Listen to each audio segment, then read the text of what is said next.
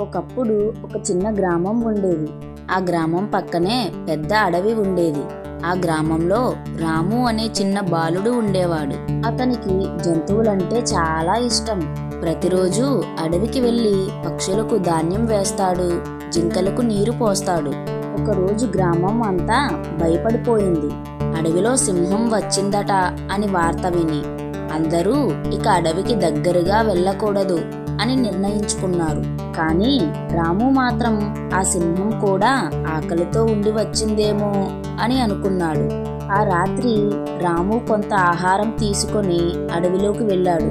అక్కడ ఒక పెద్ద రాతి వెనుక ఒక సింహం వేదనతో కూర్చొని ఉంది. దాని కాలి మీద ముళ్ళు గుచ్చుకుంది. రాము భయపడినా ధైర్యంగా దగ్గరకు వెళ్ళి మెల్లగా ముళ్ళు తీసేశాడు. సింహం కృతజ్ఞతగా రాముని వైపు తల వంచి నెమ్మదిగా అడవిలోకి వెళ్ళిపోయింది. కొన్ని నెలల తర్వాత గ్రామంలో పెద్ద వర్షాలు వచ్చాయి. వరద నీరు రాము ఇంటి వరకు వచ్చింది. రాము చెట్టెక్కి చిక్కుకుపోయాడు. ఆ సమయానికి అడవిలో నుంచి అదే సింహం వచ్చి చెట్టు కింద నిలబడి రాముని వెనక కూర్చోబెట్టి సురక్షితంగా తీసుకుని వెళ్ళింది.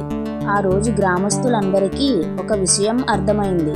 ప్రేమ, దయ చూపిస్తే అడవి జంతువులు మన స్నేహితులవుతారు. ఈ కథ యొక్క నీతి ఏమిటంటే, మనసులో దయ ఉంటే ప్రకృతి కూడా మనతో స్నేహం చేస్తుంది.